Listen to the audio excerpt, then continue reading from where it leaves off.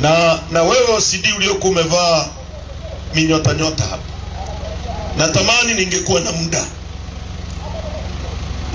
na hayo maelekezo unayopokea kwa kiongozi, ningekuwa na muda ningepambana na wewe tuone ungenifanya nini. Sasa mimi sio mke wako, una cha kunifanya mimi. Mimi nimekuwa mbunge, najua nchi hii, nimekuwa kiongozi wa muda mrefu. Tumefika Itilima, tunapita barabarani, polisi wamezuia barabara zote za sisi kuingia Itilima.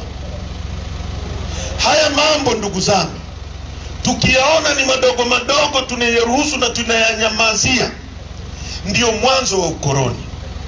Ukoloni ulikuwa unabagua watu weusi, zinawekwa shule za watu weusi, shule za wazungu, shule za Waarabu.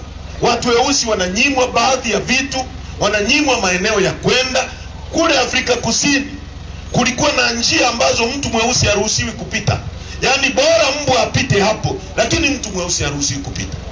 Sasa kama leo tunafika Simiyu, tunaambiwa hatuwezi kwenda Itilima mjini, yaani mimi napita njia zangu, ni sheria gani katika nchi hii inaweza kunipangia mimi napotaka kwenda? Niye mnaotumwa, una sheria gani ya kuweza mimi nikiamua na lala hapa, unanifanyaje OCD? Nimeamua nilale hapa. Ukiendelea hivi, kiongozi atakuagiza unikataze kulala na mke wangu.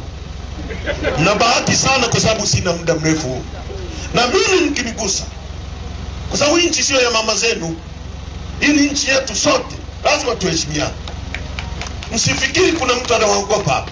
Mmevaa kirauni kwa sababu sisi wananchi tuna mamlaka tuliyowapa. Tuheshimiane. Pokea oda ambayo ni oda ya kisheria. Lakini mtu amelala na mke wake, anakuagiza kwamba mzuie Heche kuingia mjini, na wewe bila akili unakimbia kutekeleza. Umesoma wapi?